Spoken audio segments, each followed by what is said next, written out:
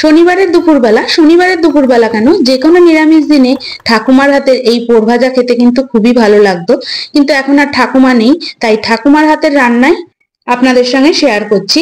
তার জন্য চাল কুমড়ো খুব ভালোভাবে ধুয়ে নিয়ে দুদিকের মাথা কেটে নিলাম। তারপর একটা কাঁটা চামচ দিয়ে চাল কুমড়োটা এইভাবে একটু ফুটো করে নিচ্ছি।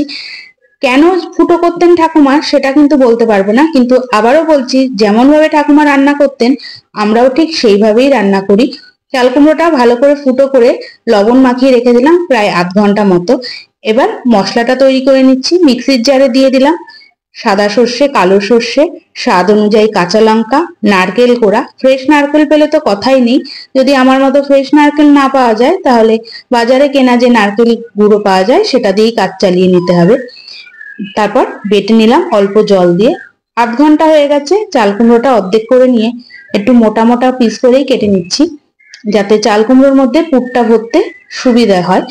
এবার একটা পকেট তৈরি করে নেবো। পুরো ভরা যাবে না, যেমন ভাবে আমি দেখাচ্ছি ঠিক সেইভাবেই কিন্তু কেটে নিতে হবে। সব চাল কুমড়ো কাটার পর কড়াইয়ে জল বসিয়ে দিয়েছি। জল গরম হয়ে গেছে। এবার চাল কুমড়ো গুলো 2 থেকে 3 মিনিট মতো ভাপ দিয়ে নেব। পুরোপুরি কিন্তু সিদ্ধ করব না। 2 থেকে 3 মিনিট পর জল থেকে ছেঁকে তুলে নিয়েছি। এবার যেই মশলাটা তৈরি করে রেখেছি সেই মশলার মধ্যে 1 চামচ হলুদ গুঁড়ো, 1 চামচ লবণ, বেশ খানিকটা কাঁচা সর্ষের তেল দিয়ে খুব ভালো করে মেখে নেব। বাটাটা যেন একদম পাতলা না হয়, তাহলে কিন্তু পুর ভরা যাবে না। ভালো করে মেখে নিয়েছি।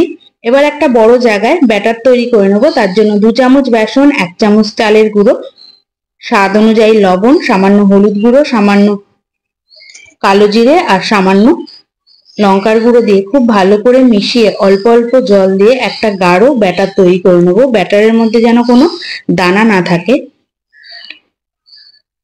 যাদের বাড়িতে পুরোনো দিনের মানুষ আছে, মানে ঠাকুমা দিদিমা, তারা কিন্তু এই রান্না খেয়ে থাকবেন। খুব ভালো করে ব্যাটারটা তৈরি করে নিলাম। একদম গাঢ় ব্যাটার তৈরি করেছি। এবার চাল কুমড়ো গুলোর মধ্যে 1 চামচ করে পুর ভরে দেব।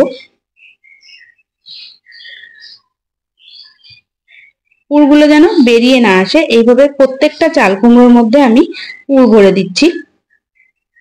গরম ভাতে খেতে কিন্তু খুবই ভালো লাগে। আর যদি এই চাল কুমড়োর পোড় ভাজা সর্ষের তেলে ভাজা হয় তাহলে তো কথাই নেই, ওই তেল দিয়েই ভাত খাওয়া হয়ে যায়, 1 থালা গরম ভাত।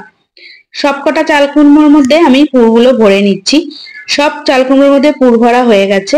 এবার কড়াইয়ে দিয়ে দেবো পরিমাণ অনুযায়ী সর্ষের তেল। এবার তেল গরম করতে দিয়ে দিয়েছি। তেল গরম হয়ে গেছে। এবার ব্যাটারে ডুবিয়ে আমি মিডিয়াম আঁচে 4 থেকে 5 মিনিট মতো ভেজে নিচ্ছি। ভাজাটা একটু কড়া করেই ভাজবো। এবার তেলের মধ্যে দিয়ে মিডিয়াম আঁচে ভাজতে হবে। প্রত্যেকটা চাল কুমড়ো আমি বেসনের ব্যাটারে ডুবিয়ে ভেজে নিচ্ছি।